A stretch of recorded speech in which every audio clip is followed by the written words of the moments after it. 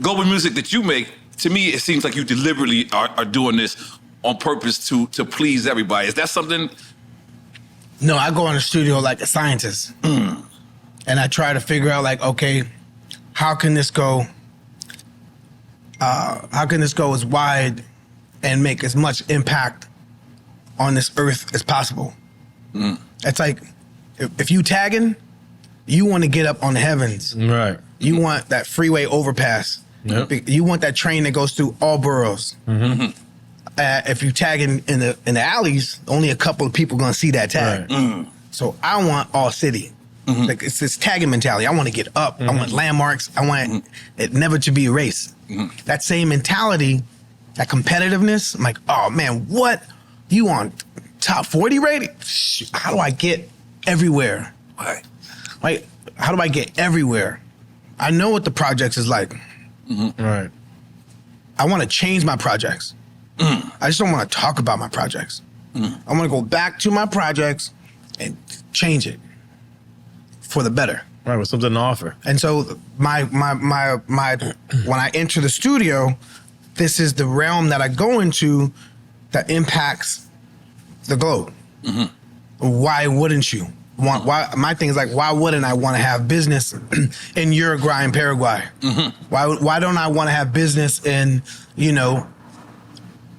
El Salvador, Guatemala, Nicaragua, Chile, Costa Rica, Puerto Rico, Venezuela? Why don't I want to impact Panama and Colombia and Cuba and Puerto Rico? Why don't I want to be in Kazakhstan, Uzbekistan, Azerbaijan? Why don't I want to be all Lithuania, Estonia? Why don't I want to have Russia and Georgia? Why don't I want to be in Laos and Cambodia and Philippines and Indonesia and Thailand and Japan and South Korea and Hong Kong and China?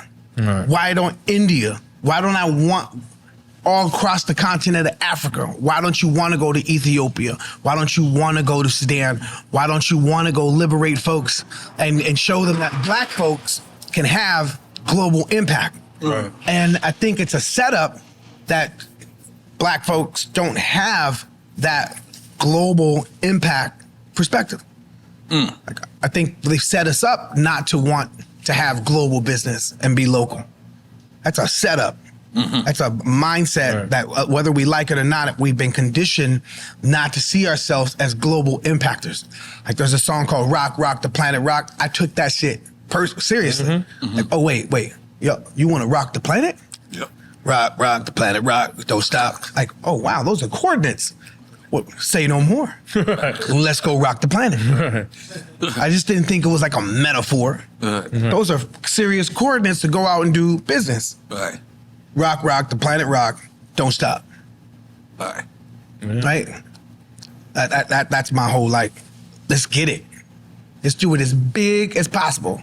And it's crazy that mentality would be there when it's a fact that hip hop is a global phenomenon, and it has been for a very long time. And it feels like less and less the United States and the artists here wanting to take advantage of that or go further out of their areas and see the global impact and the global business they could be doing. Yo, bro, the planet is amazing. It's a beautiful place to be selling stadiums outside of the States or arenas by yourself.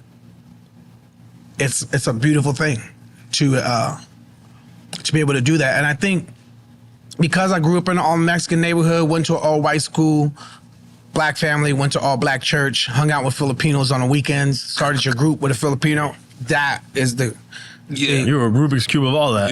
Yeah, that's L.A. Right. And what turned out to be the Black Eyed Peas. Because like the group is so different, right? I remember the only people that they could compare you guys to was like the Fugees, right? I remember. Oh no, I also look like Wyclef. Oh, okay, but and we look like twins and shit. Did the comparisons kind of stop when you guys added Fergie to the group? No, because the music we were making. Was it really that? I mean, me as a DJ back then, I never had that comparison. Like I never put the. Well, I got called Wyclef all the time. Really? Yeah. Hey, Wyclef. I'm like, But because musically or because of looks? what? If you look like a duck, you a duck. You know? So that's just the reality. Right. And so I would always tell myself, the moment somebody calls Wyclef will.i.am, I made it. It became my barometer. Call Wyclef will.i.am tonight. So one time, hold on. I love you, Clef. That's like my big brother. He's the best. So one time I had this concert, and that was always in my thing. Like the moment, because every time we would do a show, we opened up for the food. We opened up for Wyclef on the Smoking Grooves tour, our first tour. Mm-hmm. And they would always be like, Wyclef. I'm like, nah, I ain't Wyclef. Everywhere I'll go, Wyclef. And so I always told myself, the moment somebody calls him will.i.am is when I make it. Mm-hmm. So one day we was doing a show at Central Park. Mm-hmm. Some girl comes up to me, this little girl says, can I take a picture of you, will.i.am? And I'm like, oh, sure. And then he says, the Wyclef comes up, he's like, you know, Will, my daughter really thinks I look like you. I'm like, nigga, I made it. Made it, nigga. Wait, Your daughter, nigga, made it. She said you look like me. That's crazy. But yeah, I don't know if it was daughter or his family member. Right. But I love Wyclef. Like that dude really would like Busta, Chuck D, you know, Cypress Hill, MOP, they would always show us love on our first tour. Like, man, y'all got something. Y'all dancing out there. Because we were like dancers. Like, we wanted to dance all the time and to differentiate ourselves from folks. Mm-hmm. But yeah, when your heroes give you love and show you, you know, your recipe, they respect your recipe. They may not fuck with it 100%, but they respect the recipe. Right. That's all you need. And that first like nod to like I see what it is you're trying to do, for me it was easy. That dude is like responsible for my audacity, my ambition, and my hunt to go out and be an entrepreneur, because I saw him not only as an artist but a businessman, entrepreneur, breaking the mold. Like, why would we sign a Ruthless? Right. Out of all the people he could have signed when Ice Cube and Dre left, why would we sign there? Wow. I have a song with him called Niggas and Jews that we recorded in 1992. Another song called Merry Motherfucking Christmas. They aight, but still, like, why out of all the people in LA? Right. And so I take that with like, that's the only stamp you need. Go out there and be yourself. Don't have to try to fit in like that. If you try to fit in, you how can you fit in when your shape, you don't even see your shape on the board. Right. So there's no need for me to fit in. I just built a new table. Right. How did you guys connect specifically? You guys and Eazy? I used to freestyle, and at this rap competition, I would just battle people, and so he saw me freestyling and signed me just off of my freestyles. Really? So it wasn't Black Eyed Peas? No. It was a group before that. We was in a group before the Black Eyed Peas, and we recorded from 92, 3, 4, 5, and when he passed away in 95, that summer we started the Black Eyed Peas. Wow. One thing we've noticed with Eazy is we've been hearing a lot of stories of people that he was about to mess with or he was going to sign. Like, he wasn't just a gangster. It's incredible how many lives he touched, for real. Right. No, dude. If he never passed away, I think the whole entire music industry, this thing called hip hop, would be totally different. Wow. The force that he was as an entrepreneur, I don't know who would have, the pillars that we have today, I don't know if they would have been able to get into the room because he was so dominant. Right. As an entrepreneur, label head, style creator, genre creator, star birther. This dude is star finder. You know, the dude was impeccable. Yeah. How difficult was it in the 90s where, you know, gangster music was the forefront? Dominant, you know what I mean? Right. And but like we pointed out earlier, you guys were deliberately making global music. Was that difficult? Late 90s? Yeah. Late night. I believe you dropped in 98, right? We dropped in 98. So at that point Best in year time, of my life. Go ahead. that point in time, like, gangster rap was the business. Mm-hmm. And we were like keeping that